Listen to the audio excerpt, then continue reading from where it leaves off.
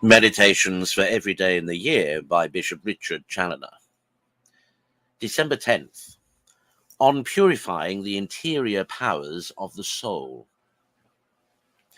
Consider first that as this spiritual conception and birth of Christ is to be perfected in our interior, so in order to dispose ourselves effectually for so great a happiness, and that it may continue with us into life everlasting, by our abiding always in Christ, and Christ's abiding always in us, we must be ever jealous of the purity of the interior powers of the soul. All the glory of the King's daughter, i.e. the Christian soul, is within, says the psalmist. There is to be the residence of the Lord of glory. The beauty of the interior is to attract him thither, and this beauty depends upon keeping these inward powers of the soul in a proper state of purity. See then, Christians, if you desire to have Christ with you, that you take proper care. 1, to purify your understanding from all its errors, false opinions, and affected ignorances, by obliging it to open its eyes to the light of divine truths in the exercise of meditation and mental prayer. Secondly, to purify your memory from all its impertinent amusements, distractions, and evocations, by accustoming it to the remembrance of God and a recollection of thought.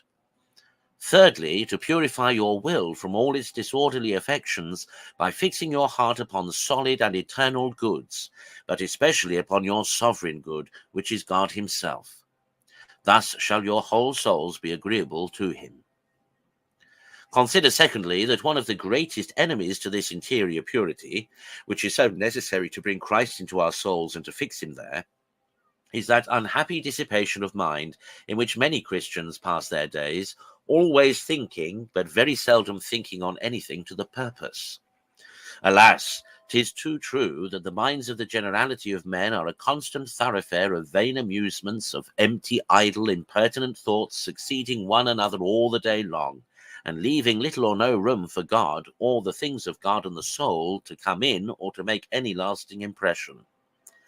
Thus the inward castle is left quite unguarded, and the enemy has free access to come and rifle and even murder the soul at pleasure by suggesting a variety of criminal thoughts which are admitted without resistance through the supine carelessness and licentiousness of the mind, whilst on the other hand the divine grace is shut out from such souls by their whole attention being engaged by these toys and trifles, so that when God would come and would visit them, they are not at home for him, but are going gadding abroad after other impertinences.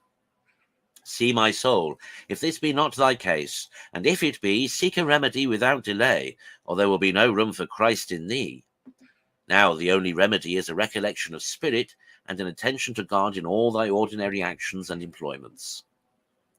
Consider, thirdly, that if it be so necessary, in order to conceive and to bring forth Christ in thy interior, to maintain the purity of thy mind by recollection of thought, it must be no less necessary to maintain also the purity of thy heart, by banishing from thence all the disorderly affections.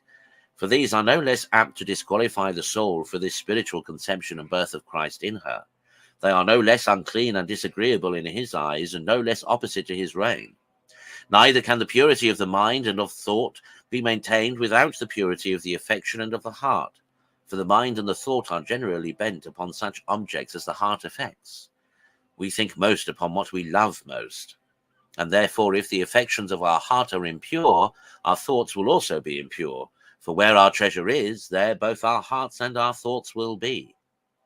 Now that love alone is pure, which makes God its treasure, and all such affections are impure as take off the heart from God, and make it seek its treasure in something that is not God, or which at least divides the heart between God and the creature. And these are the disorderly affections that must be banished in order to dispose the soul for Christ. Conclude to examine well and to set thy interior in order, particularly with regard to these two branches of purity, vis-a-vis the purity of the mind and the purity of the heart. For Christ will not come to be spiritually born in any soul, or to make his abode in any soul, where he is not allowed to be sole master both of the mind and of the heart. Therefore, the mind must be set free from the servitude of useless thoughts and impertinent amusements, and the heart from the servitude of misplaced affections and every fond, sensual, worldly, or distracting love, to make place for the birth of Christ and his reign in the soul.